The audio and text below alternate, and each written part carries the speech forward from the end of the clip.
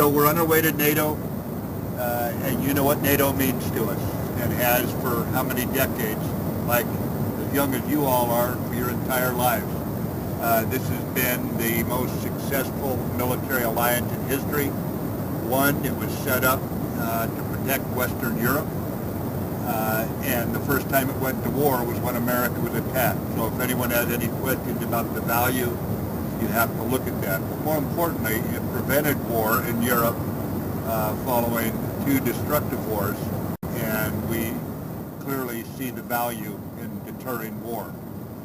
So this is a historic, as you know, it's also a very important meeting. MINDEFs, the Ministers of Defense, get together. That's where some of the civilian work is done to chart the course for their democracies' militaries. So I wouldn't miss it, obviously. You know, it's important. You all know that. It would have been a surprise if I hadn't gone. So our commitment remains to NATO. And in terms of NATO's life, it's in the midst of transformation. Why? You've watched as the character of war over this last dozen years has changed itself. And as the character of war changes, so must the character of the militaries that address them. To show NATO's commitment to this, you'll notice the only NATO command headquartered in the United States is Supreme Allied Commander for Transformation. The whole point of that command is to transform NATO. So it's right we go to Brussels where we all get together. We talk about that transformation. We guide it. NATO has transformed over these last 20 years, and it must continue to transform.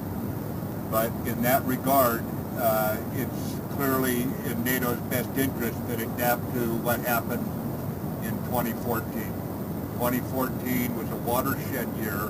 It was a year when many of our hopes for some kind of partnership with Russia were finally shown to be unavailing.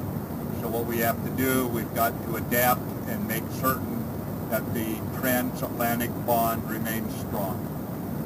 And I think in going there, what we're doing is also proving that once again we can react to those changing circumstances. So that's basically why I'm going there. Now, I'm going to do a lot of listening because I need to listen. I've been gone from active duty for 3.5 years. I'm coming back in. I need to see where everyone's thinking is at out there. So quite a lot of listening, that sort of thing, while at the same time pointing out what several European ministers of defense have said, that it's a fair question about the level of commitment and meeting the 2.0. And the European ministers' points who've been engaging with me is it's a fair question. It's an issue that's got to be addressed. A number of European nations already meet the 2.0. A number of others are clearly on a trajectory to get there. And we have to have an open conversation among friends and allies about where we're going in terms of that level of commitment. So that kind of gives you an idea of why I'm going out to Brussels right now. I'll go on to Munich for a day and a half, and we'll just, that'll be the message that I'm going there with. Mostly listening, but also the things I just mentioned. So who's got a question?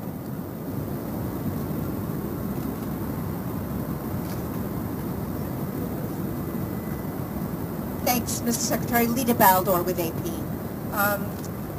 As you're probably very aware, there's a lot of concerns and questions at NATO right now about what's been going in the United States and with Mr. Flynn leaving office and being forced out because of inappropriate communications with Russia. So as you're heading to them and you're talking about reassurance, what do you say to the allies about this particular issue?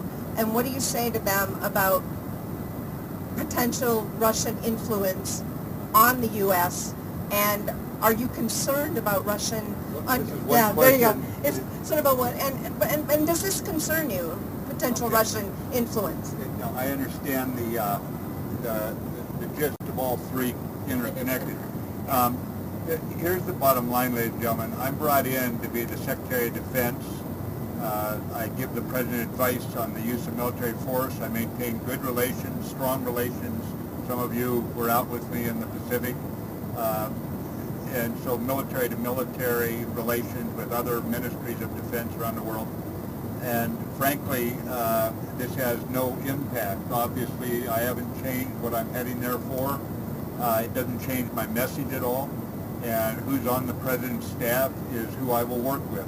And so it's, full speed ahead and listen, learn, help, and lead. That's kind of the method I take. Listen first, learn what other people face, help them wherever I can because they've been allies. They've stood by us after New York was attacked and so many decades before that and since.